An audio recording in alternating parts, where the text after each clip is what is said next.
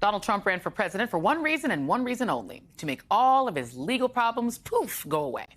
And for the most part, he was successful, with one exception. Yesterday, the New York judge who presided over Trump's hush money trial denied his bid to toss out his guilty verdict, meaning Trump will have to live with the infamy of being the first convicted felon president. And yes, MAGA, you are still a convicted felon before you are sentenced. That's how it works.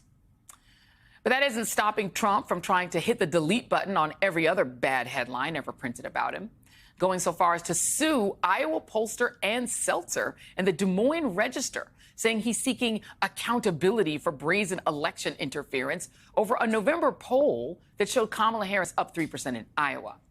Never mind the fact that Trump won the election and won the state of Iowa by double digits. He's clearly feeling emboldened by ABC News agreeing to pay a $15 million settlement in a defamation lawsuit. Nearly every legal expert said that they would have won. And as others in the media show, they are increasingly willing to comply in advance, like the owner of the LA Times, Patrick Soon-Shiong, who Oliver Darcy is reporting requested that the newspaper's editorial board outright take a break from writing about Trump and balance any critical editorials or articles with positive ones. Yeah, but here's the thing. These CEOs who are thinking, let me just give him what he wants this one time and he'll leave me alone. He won't hurt me or my company, or he'll give me goodies like tax cuts or tariff exemptions or federal contracts, a pat on the head. That is not how it works with Trump. His ego is too fragile and his needs are endless. As any parent knows, if your toddler is having a tantrum in the middle of the grocery store, the solution isn't to just buy them the cookies they're screaming for, because then they'll just do it again and again, and you'll be out of money and sanity, and their teeth will be rotten. And right now, Trump is that toddler, and he wants nothing short of complete obedience and constant adulation for everyone to say they love him and praise him and tell him he's the best president ever. And it'll never be obsequious enough or vigorous enough. He'll always want more and punish and humiliate even those who do comply.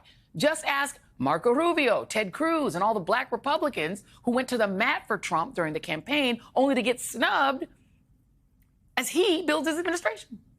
He will always reward weakness with more humiliation. And that includes foreign leaders like Canadian Prime Minister Justin Trudeau, who went to Mar-a-Lago last month to kiss the ring, behaving like Trump was already president, which he's not. And how does Trump reward him? By publicly mocking Trudeau on his social media site, once again calling Trudeau the governor of the great state of Canada. Joining me now is Tim O'Brien, senior executive editor of Bloomberg Opinion and MSNBC political analyst. And I have to tell you, this Trudeau thing really bothered me. Let me just put up this tweet that Trudeau posted on, why is he still on X Twitter? But he posted this tweet of himself. Look at me next to Donald. Look, what is he doing? When will people learn, Tim, that emasculating yourself before Trump, as Ted Cruz did, as so many have done, doesn't help and just makes him worse? And it's also, a reminder, Joy, that he has been this way forever.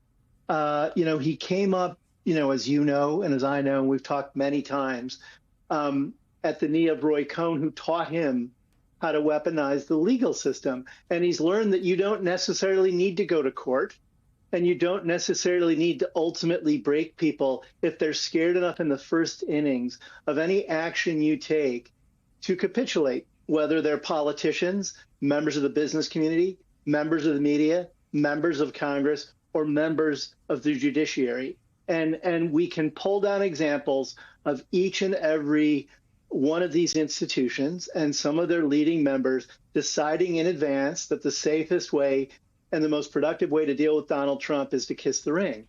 And we see example after example of, once they do that, he then shames them in public. Yes. And he is not ultimately delivering on some of the things they want.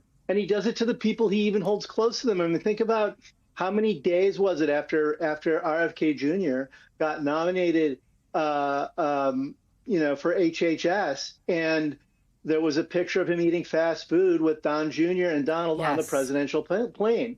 Eat your food, take your punishment. And for Trudeau, who you set up in your previous clip in the introduction of this segment, his government, his own government, is fractured because of this, and he could very well be out of a job because of this. So I do think that people in the near term right now are petrified. They're not sure how to respond to the fact that Trump was reelected again, other than to capitulate. But they should keep, I think, their eyes on the prize.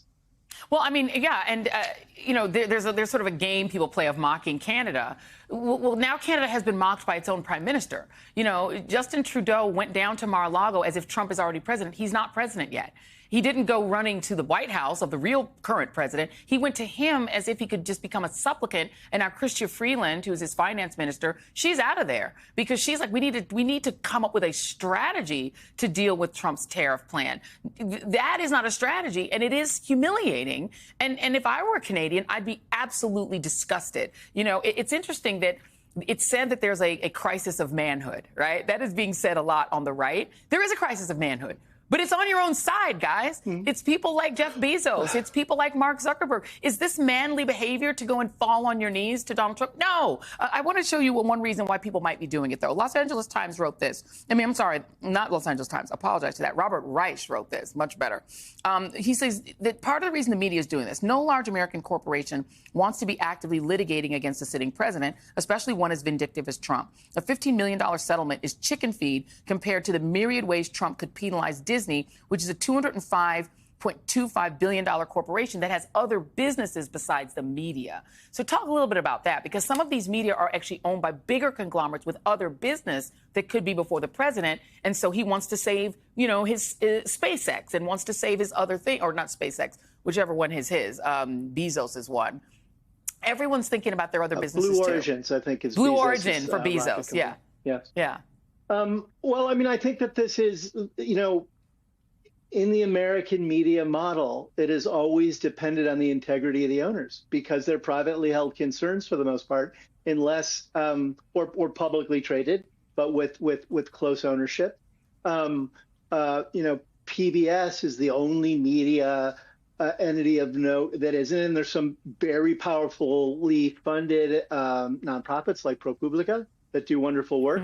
But when we talk about the legacy media and the mainstream media, we're talking about corporate media. And in the era we're in now, corporations have multiple interests that aren't only tied to their media holdings, and their CEOs are thinking about those things. And I think you're seeing some media owners decide to dispose of media assets because it's troublesome. I think you have others doing anticipatory knee bending because they don't want to go into battle in a courtroom with the president.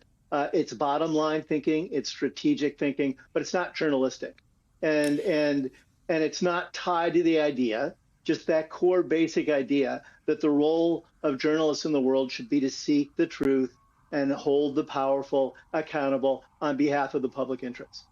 Yeah, at this point, the Los Angeles Times is essentially saying if you report a negative fact about Trump, you have to balance it with a positive fact. I'm not sure how that is serving journalists, and I can tell you that people inside the Los Angeles Times, apparently, at least allegedly, according to the reports, are not happy. And inside of Bezos' operation, it's difficult in this moment when you just want to do the journalism. It's difficult. But Tim O'Brien, we always appreciate you, our Trump expert. Thank you very much.